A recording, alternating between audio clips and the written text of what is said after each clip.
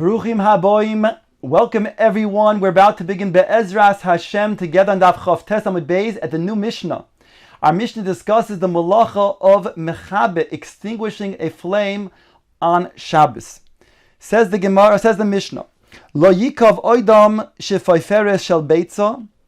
A person cannot pierce a hole into an eggshell, v'yimalena shemen, and fill it up with oil, v'yitnena al pi haner, and put it above the ner shel Shabbos, b'shvir shatei min hatefes, so that it then drips down oil into the ner.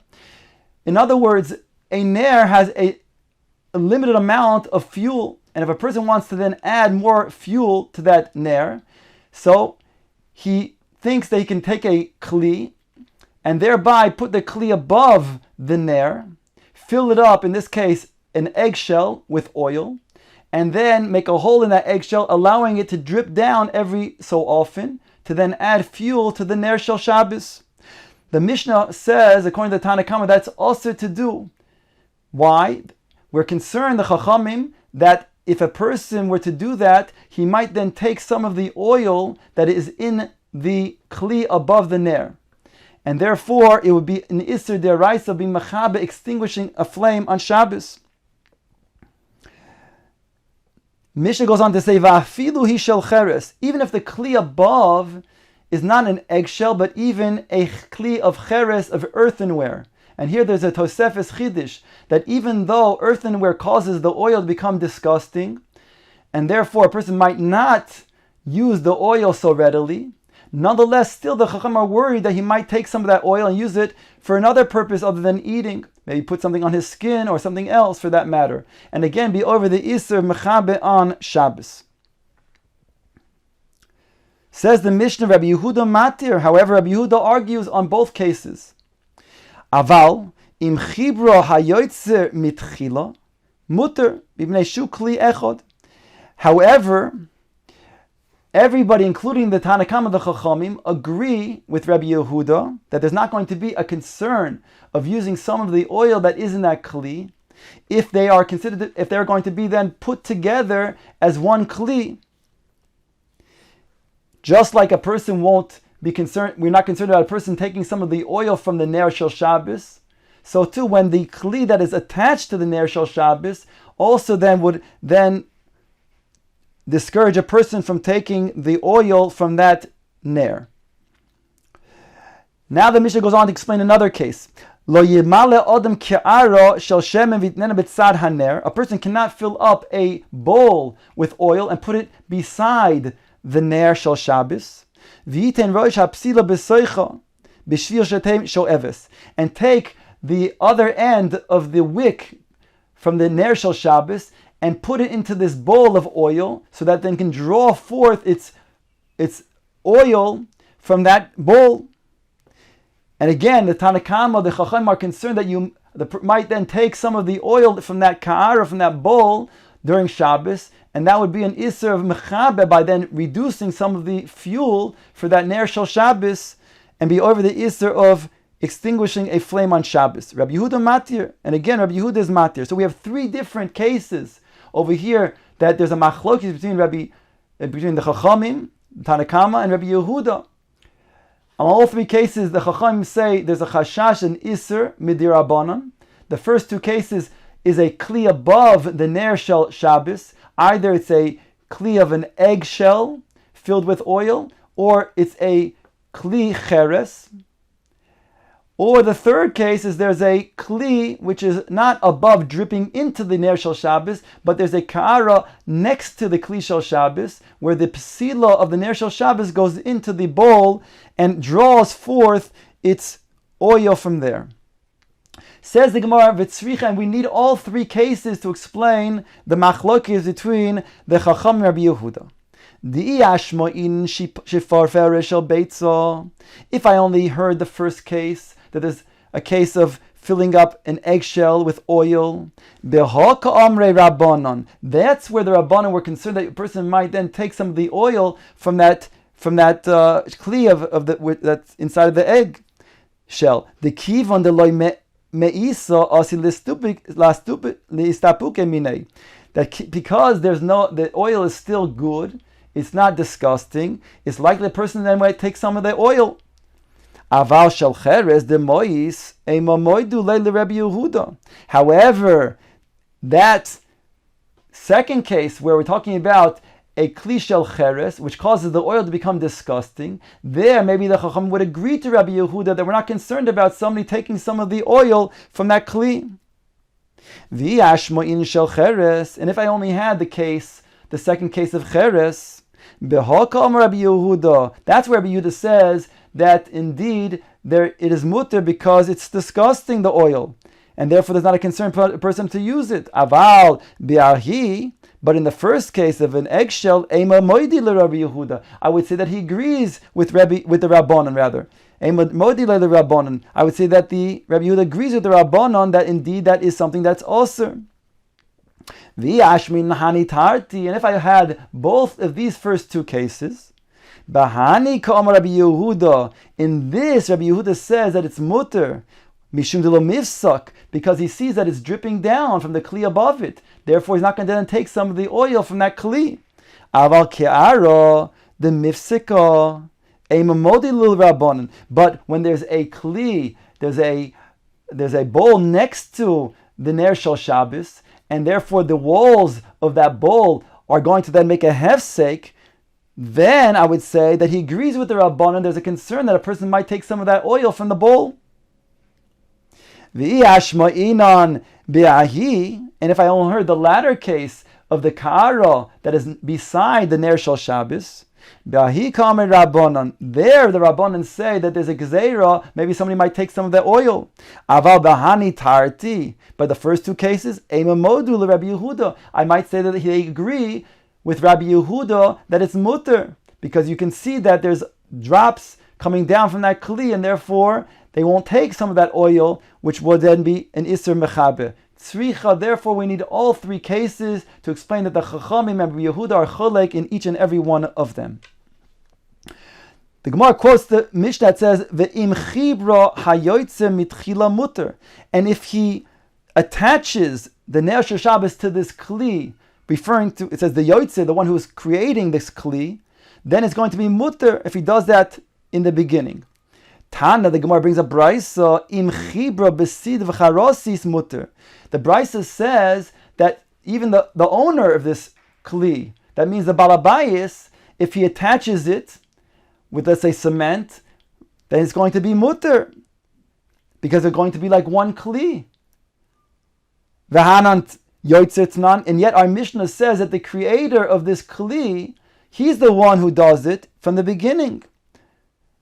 Answers the Gemara, my yoytzer, what does it mean that the one who is the creator of this kli, that he did it initially? It means ke'ein yoytzer, as long as you make the kli attached to the ner shel Shabbos in a good way, where it's considered to be miksha achas, then there's not a problem, because just like there's not a concern for a person to then take some oil from a ner shel Shabbos, so too when it's one kli together with this ner shel Shabbos, it's also not going to be a concern.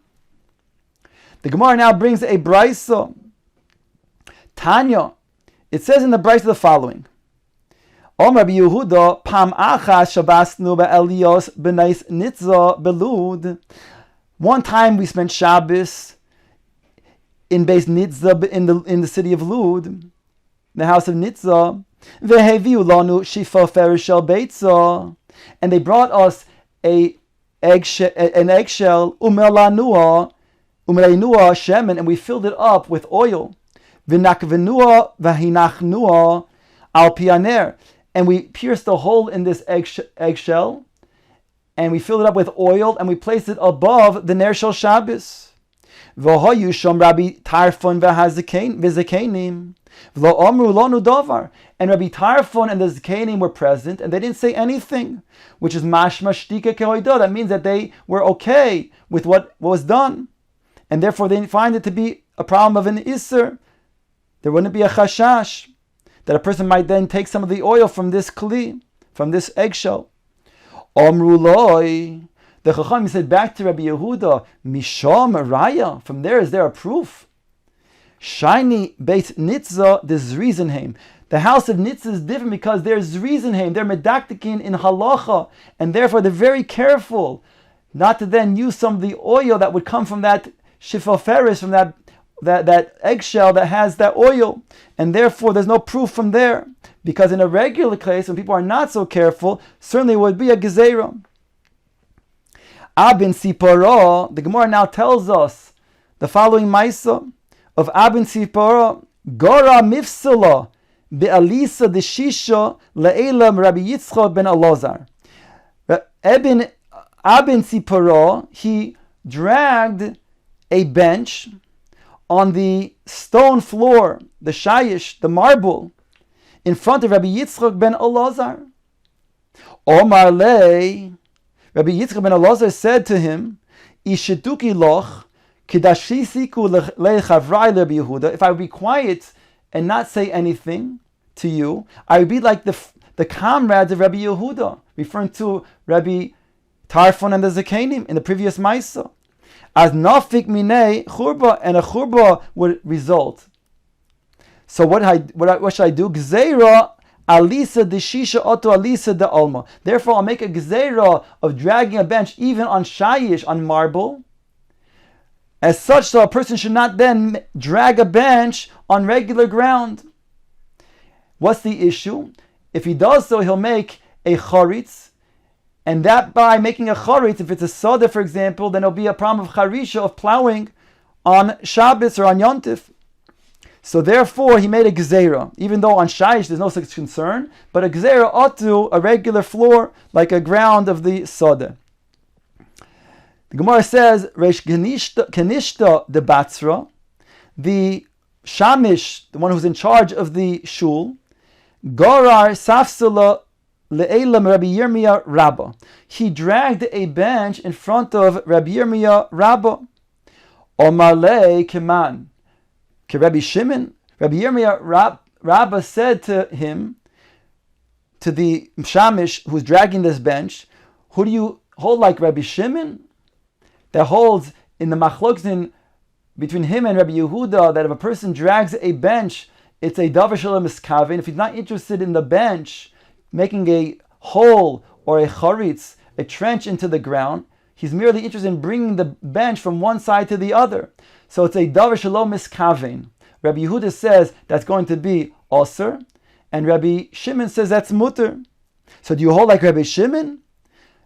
Says Rabbi Yirmiyahu Rabba, Eimor da Omer Rabbi Shimon begedolim the lo efshar. When does Rabbi Shimon say that it's mutter on davar shalom miskaven when you drag a bench? That's talking about when indeed we're talking about gedolim, meaning things that are big, that is not possible in any other way.